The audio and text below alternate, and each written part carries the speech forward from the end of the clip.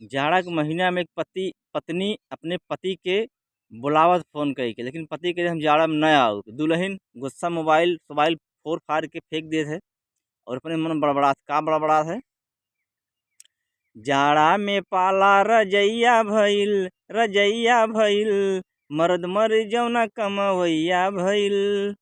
जाड़ा में पाला रजैया भइल मर्द मर जौना कमवैया भइल। कैसे मंगाई हम गरम गरम छोला देवर तबा बाकी हवे बकलोला।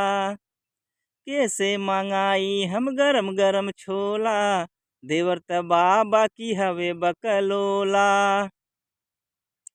लोटा के पानी मलैया भइल मर्द मर जौना कमवैया भइल। लोटा के पानी मलैया भइल मर्द मर जौना कमवैया भइल।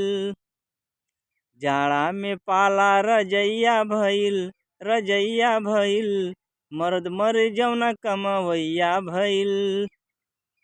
बगले के लोग हमें देख बोलई बोली भीतरी कर जवा में लागे हमरे गोली।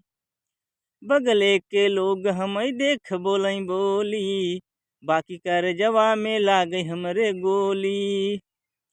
सौख सिंगार हर जैया भइल मर्द मर जौना कमवैया भइल।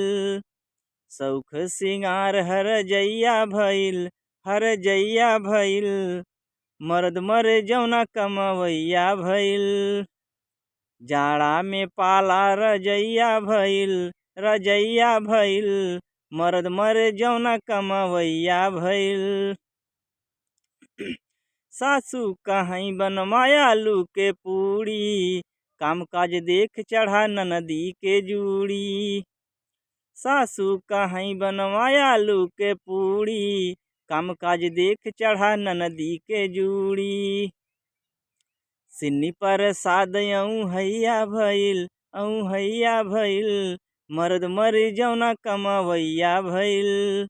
सिन्नी पर साद हैया भइल मर्द मर जौना कमवैया भइल। जाड़ा में पाला रजैया भइल मर्द मर जौना कमवैया भइल। जाड़ा में पाला रजैया भइल मर्द मर जौना कमवैया भइल। जय हिंद जय उत्तर प्रदेश। गीत कैसा लगा कमेंट में जरूर बताओ जाए। सब्सक्राइब लाइक करें। धन्यवाद।